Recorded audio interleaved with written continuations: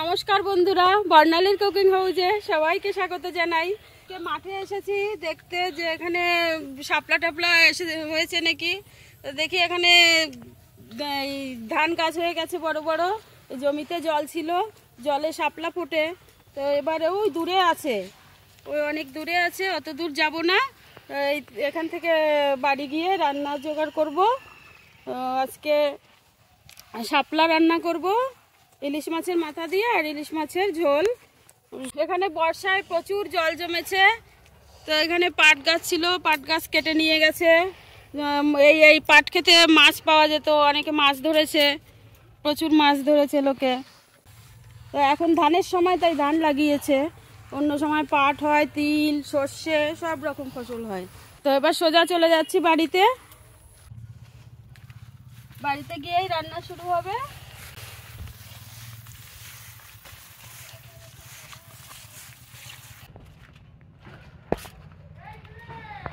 এবার বাড়িতে চলে এসেছি, এবার মাছগুলোকে কাটবো।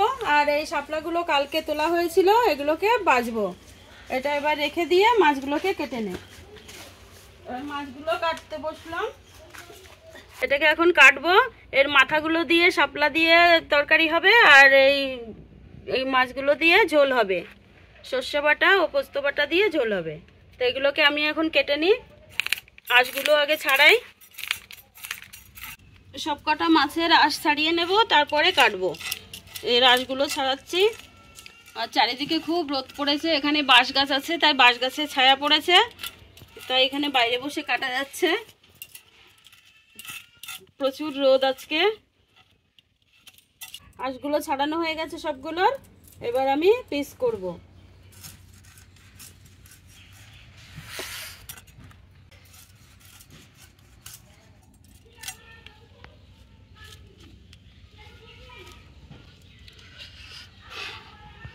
মাছগুলো কাটা হয়ে গেছে, এবার আমি কলের থেকে ধুয়ে নিয়ে আসি, ধুয়ে রান্নাঘরে চলে যাব।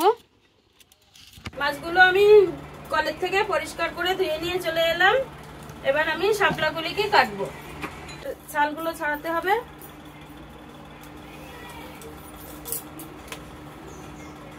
এভাবে ধরে এই মাঝখান থেকে একটুখানি কাটতে হবে, কেটে এ পাশে টানতে হবে, এ পাশে টানতে হবে, এভাবে ছাল ছাড়িয়ে যায়।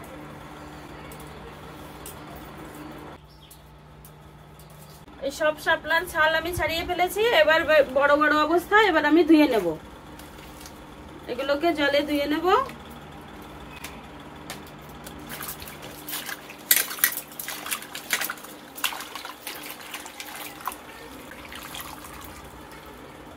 জলে ধুয়ে এটার মধ্যে তুলে এবার আমি ছোট ছোট করে কাটবো।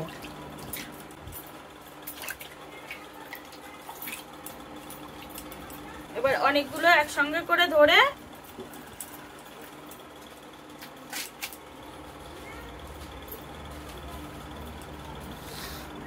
বেশি ছোট করব না, এই সাইজটা করব।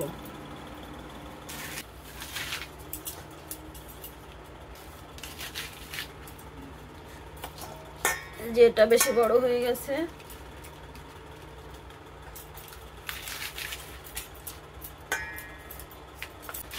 একটা একটা করে কাটার থেকে এইভাবে কাটলে তাড়াতাড়ি হয়ে যায়।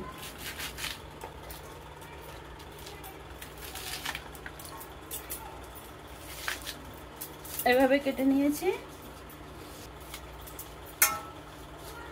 সবগুলো কাটা হয়ে গেছে। এবার আমি উনানে কড়াইটা চাপিয়ে দিয়েছি, এবার উনানে জালটা ধরিয়ে দেব।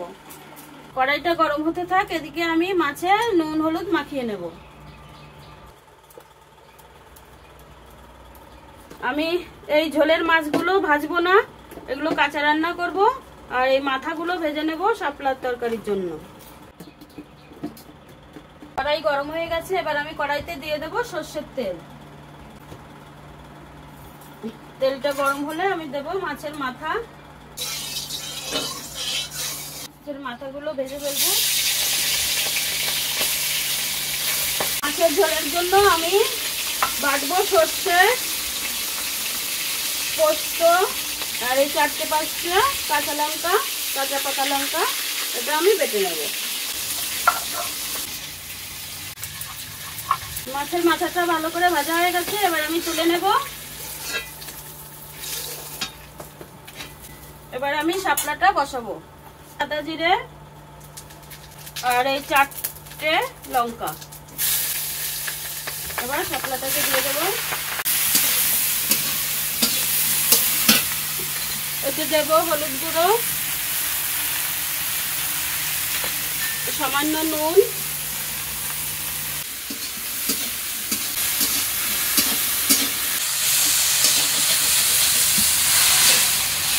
হালকা ভেজে এবার আমি সামান্য জল দিয়ে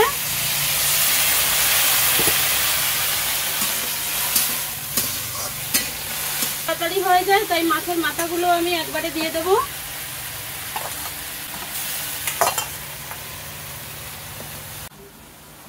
এবার 5 মিনিটের মতো ঢাকা দিয়ে দেবো। 5 মিনিটের মতো হয়ে গেছে, এবার আমি ঢাকনাটা তুলে দেখবো। শাপলা গলতে তো বেশি সময় লাগে না, হয়ে গেছে। এবার আমি মাছের মাথাগুলো ভেঙে ভেঙে দেবো।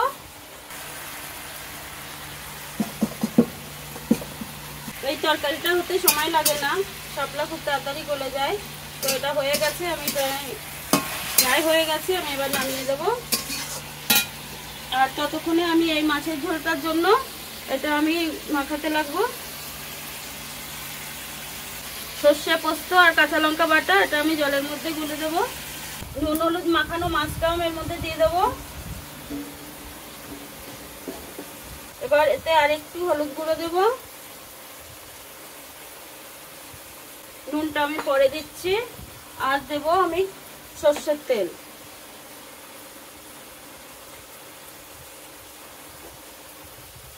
এবার আমি নামিয়ে দিচ্ছি।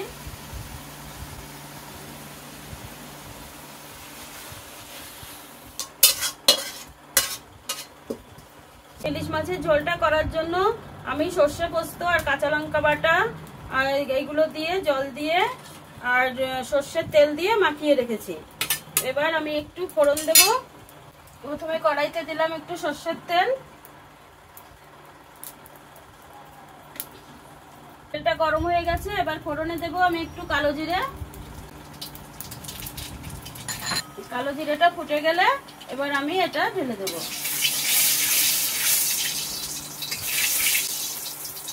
ফোড়নটা ভাজা হয়ে গেছে, এবার আমি এই মাছের ঝোলটা এটা আমি ঢেলে দেবো। এই ঝোলের ওপর দেবো আমি 4টে চেরা কাঁচা লঙ্কা। ঝোলটাকে ঢাকা দিয়ে আমি 5 মিনিটের মতো জাল করে নেব।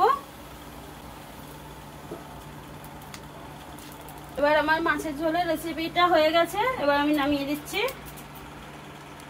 ঢেলে নিলাম।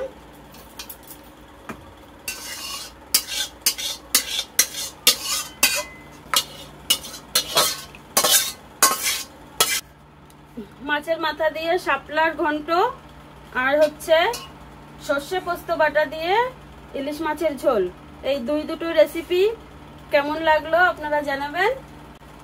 লাইক কমেন্ট শেয়ার ও সাবস্ক্রাইব করে আমার পাশে থাকবেন। আর নতুন রেসিপি নিয়ে আবার দেখা হচ্ছে আগামী দিন।